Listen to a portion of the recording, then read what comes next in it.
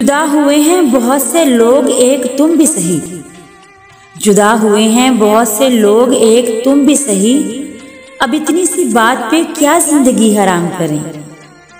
औरों के लिए जीते थे तो किसी को शिकायत नहीं थी, थोड़ा सा अपने लिए सोच लिया तो जमाने के लिए खुदगर्ज हो गए।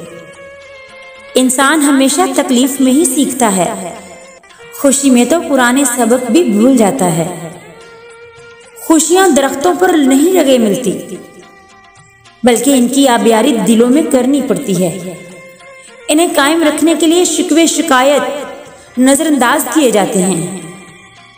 अपनी नाकदरी करने वालों को अपना साया भी मुयस्सर ना आने दें। ताल्लुकात में मुआहदे नहीं रखे जाते, सो जो जहां बिछड़ना चाहे फी अमान अल्लाह। मुझे गिरे हुए फल ने तो सिखाया है, मुझे गिरे हुए फल ने तो सिखाया है कि बोझ बन जाओ तो अपने भी गिरा देते हैं।